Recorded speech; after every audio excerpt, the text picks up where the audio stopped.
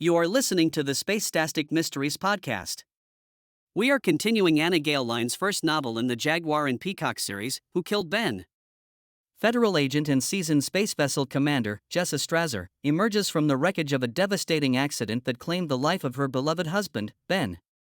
Returning to her duties with a heavy heart, she grapples with grief and unanswered questions, determined to uncover the truth behind the tragedy that shattered her world. This is episode 4, The Dinner Meeting. If you have not subscribed, do so now, and if you are on YouTube, hit the bell to be notified of new episodes. Tell them we are en route to their location, I charged my communications officer, clutching the arms of my command chair. Then I faced forward and told my navigator, Mr. Rappaport, alter our course to intersect the USS Freedom.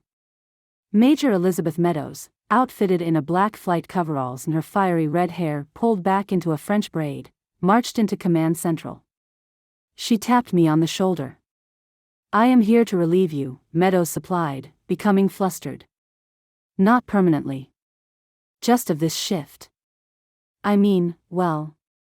Meadows' voice trailed off. Do I make her that nervous? Do I frighten her that much? I looked up at Meadows, flashing her a reassuring smile. I know what you mean, Major. I lifted myself out of the chair and onto my feet slowly. My legs stiffened from sitting in my command chair for so many hours. Approximately 5 minutes ago, we received a call from the USS Freedom. They are still half a day away, but they are in desperate need of the medical supplies we have on board. Once we rendezvous, Major, give them any assistance they need. I moved toward the sliding doors leading out of Command Central. Turning on my heel, I instructed Meadows, set up a senior staff meeting for tomorrow at 1000 hours in the conference room, and inform me immediately when we encounter the Freedom. I continued into the hallway and headed to my quarters. I combed through Reggie's wet hair. She flinched every time I worked through the tangles. Why aren't you coming to dinner with us? She asked, sporting a pink polo shirt, which she wore underneath her favorite denim overalls. Getting her to take off those overalls was like wrestling with an alligator. She only took them off to take a bath and to go to bed, so I washed them while she was sleeping and sneaked them back into her closet by morning. I'm having a business dinner with your Uncle Nate, I told her as I split Reggie's hair into 2 sections, then braided one of the sections. Another business dinner, Mom? Reggie sat on the blue and white checkered quilt great-grandmother Strasser made for Reggie. Mom, why do you and Uncle Nate have so many business dinners? I finished the section of hair I was working on and fastened it with a pink hair ribbon. Nate is my partner, I answered and smiled to myself as I braided the other section. You know that I am the commanding officer of this star vessel, Angel? After Ben died, I started calling Reggie Angel, just as her father had called me. I did it unconsciously at first. By the time I realized it, it had become habit, and just felt right somehow. Almost as if I were keeping her daddy's memory alive by passing his nickname for me down to her. Reggie nodded.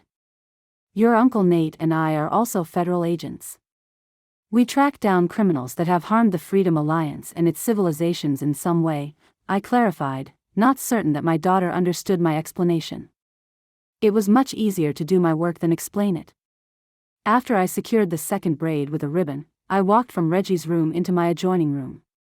Glancing at my olive complexion in the mirror, I snatched my own brush from the vanity and ran it through my wet hair. I thought the dark emerald silk blouse I was wearing brought out the green in my eyes and made me look less like a colonel and more like a woman. Smoothing out my jeans, I noticed Reggie sitting on my bed. I turned around to face her.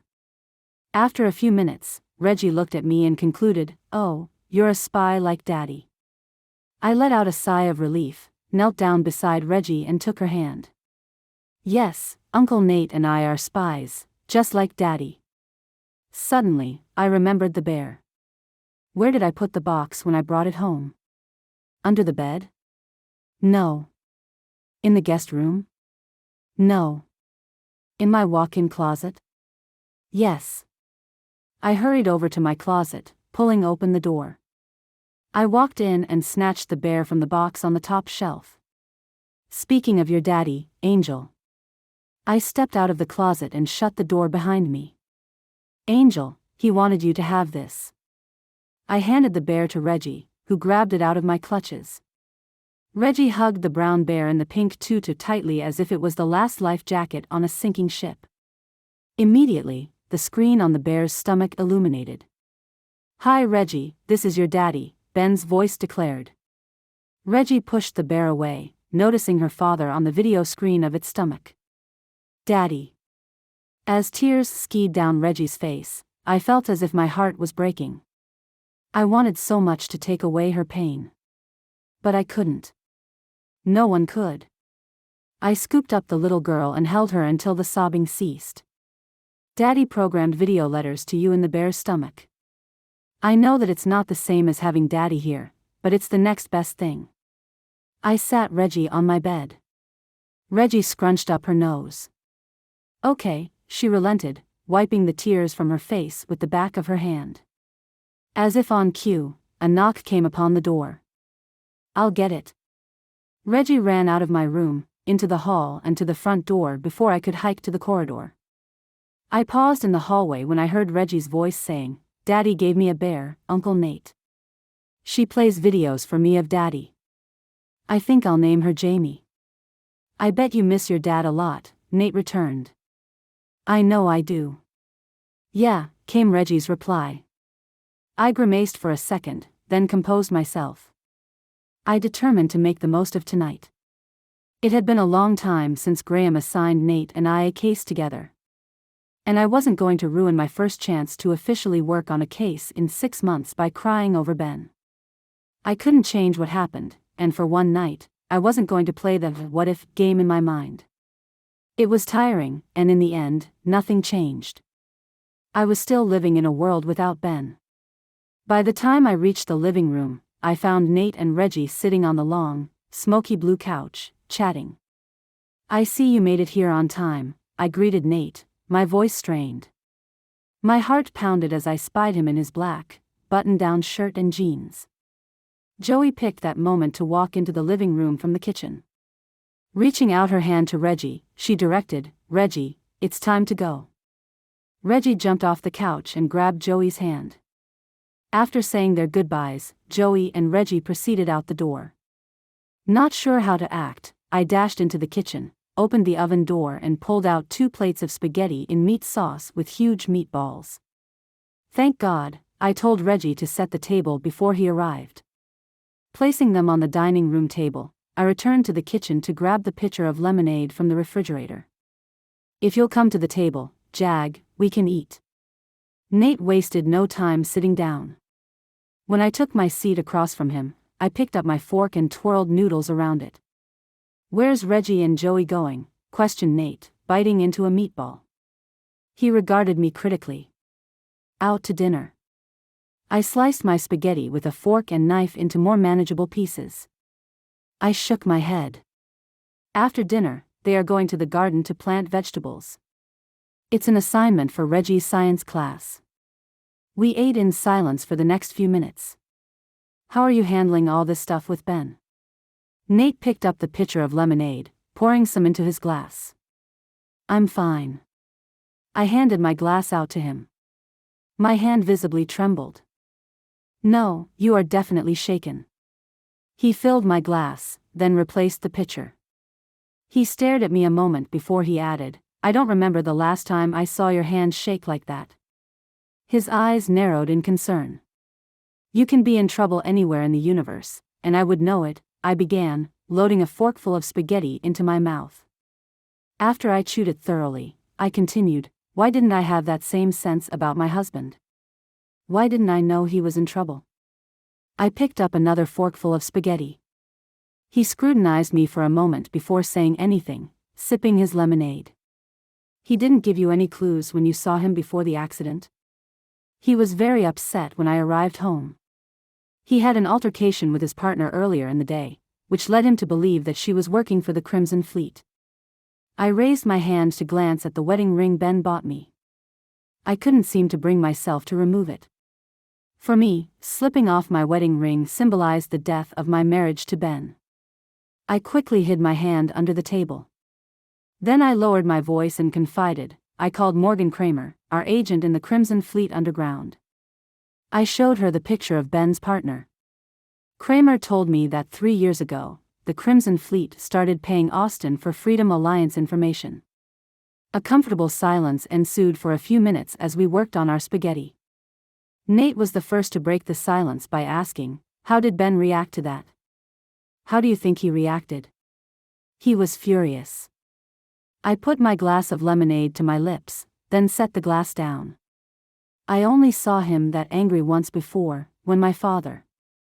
I reached behind my hair to finger the long scar on the side of my neck for the second time today.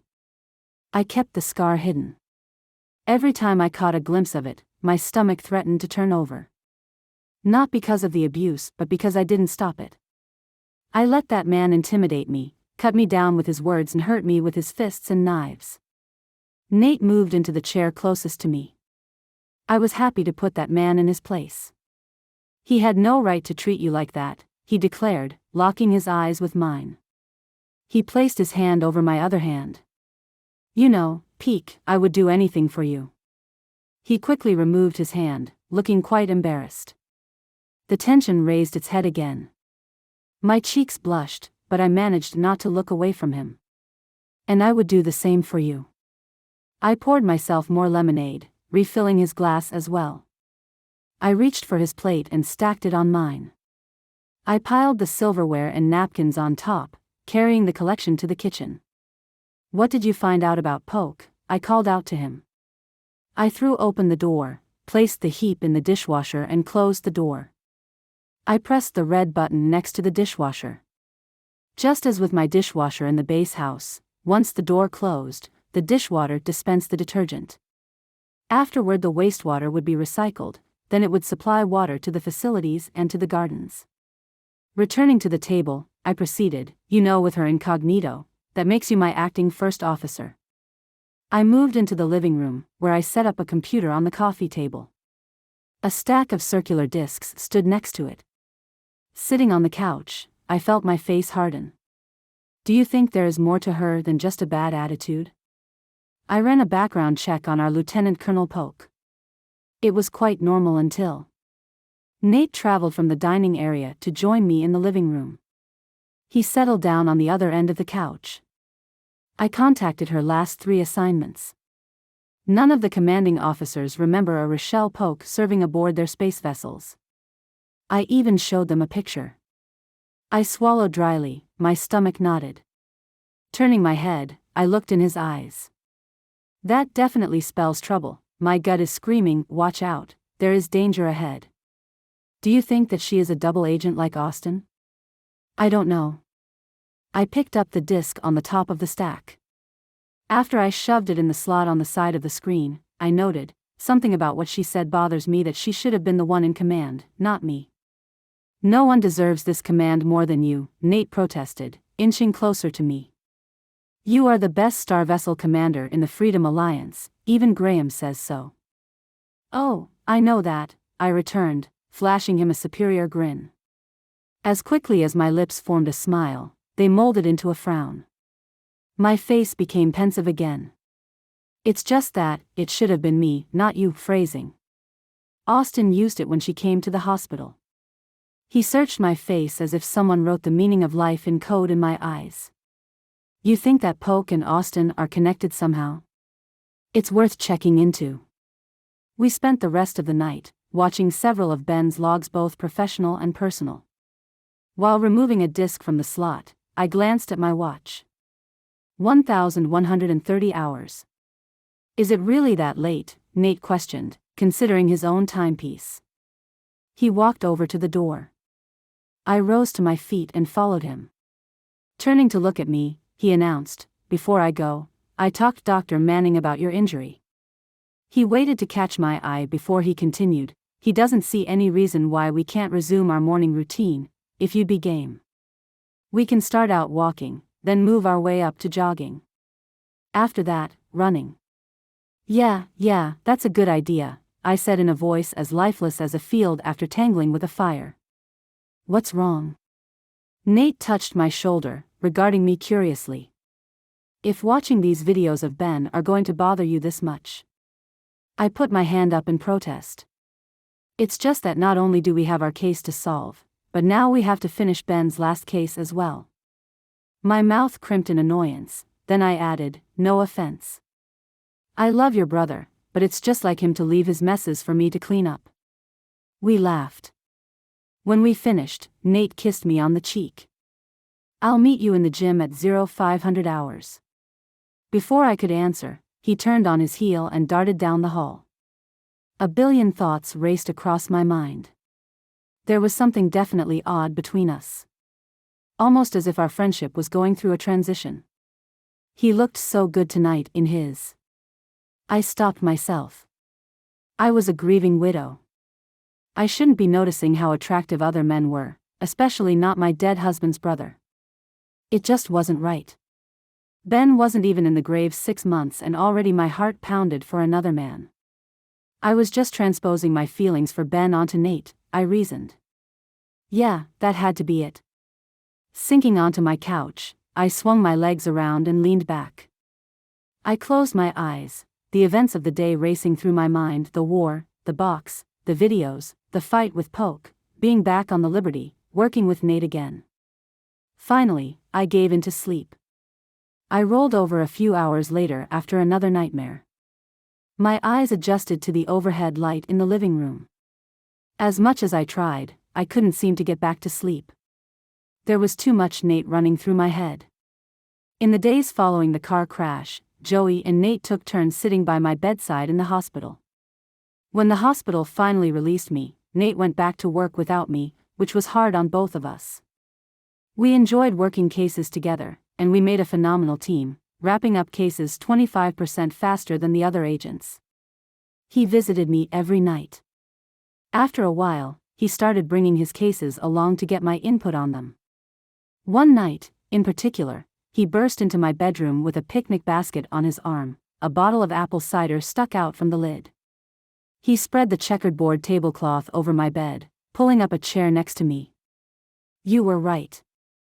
Jackson Stevens was Melissa Sanders' brother. You broke the case wide open. He emptied the picnic basket, placing a wrapped sandwich in front of him, then one in front of me. I wanted to thank you, but I didn't have much time. I hope sandwiches are all right. I nodded, straightened up in bed and grabbed the sandwich. I unwrapped it. BLT on Texas toast. Nate definitely racked up points for remembering my favorite sandwich, I thought at the time. You had a good day? Producing 2 wine glasses, he gave me a quick once-over. Now how can I have a good day without my partner? He reached over and fingered a long strand of my hair, pushing it away from my eyes. We spent the rest of the night talking about old cases, Ben, our family, his search for his dream car, a silver Corvette convertible, and about everything and anything. For that one night, I didn't have to be Jessa Strasser, grieving widow and invalid, or Jessa Strasser, colonel and federal agent. I was just Jessa.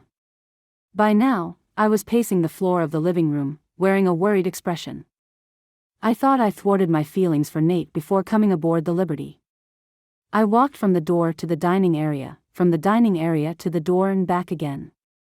Sure, I believed I was falling for him when we were having those nightly conversations, but I thought I worked that out. I realized that although my attraction for Nate grew, perhaps even developed into a schoolgirl crush, I still loved Ben. I couldn't let what Ben and I had be ruined by a frivolous attraction. I refused to dishonor Ben's memory that way. Yes, Ben told me to love again. But surely he didn't mean this soon, and especially not with his brother. And what made me think I would interest Nate? I was Nate's brother's widow, Nate's best friend, Nate's partner. I wasn't his type. He dated those leggy, model types, the ones who couldn't string a sentence together without getting a brain cramp. It didn't matter whether they were blondes, brunettes, or redheads, he loved them all the same. I had been his partner long enough to know the routine. He set his eyes on some girl he'd met at a cocktail party, diplomatic function, or in the grocery store. He'd introduce himself and tell her that she was the most breathtaking woman he had ever seen. Then he'd take her to dinner, then up to his place for coffee. It was my job to send the standard dozen roses with the parting note. He rarely saw the same girl twice. I knew I didn't want to end up as a number on Nate's list. So, I sat back down on the couch. A relationship with Nate would be a mistake. No matter how much my attraction to Nate grew, no matter how much tension rose between us, I couldn't allow myself to date Nate. For my sake and the sake of Ben's memory. Silently, I prayed, Lord, help me to stop this biological weapon and my feelings for Nate before any more people get hurt. Within minutes, I drifted off to sleep, a sense of peace blanketed me.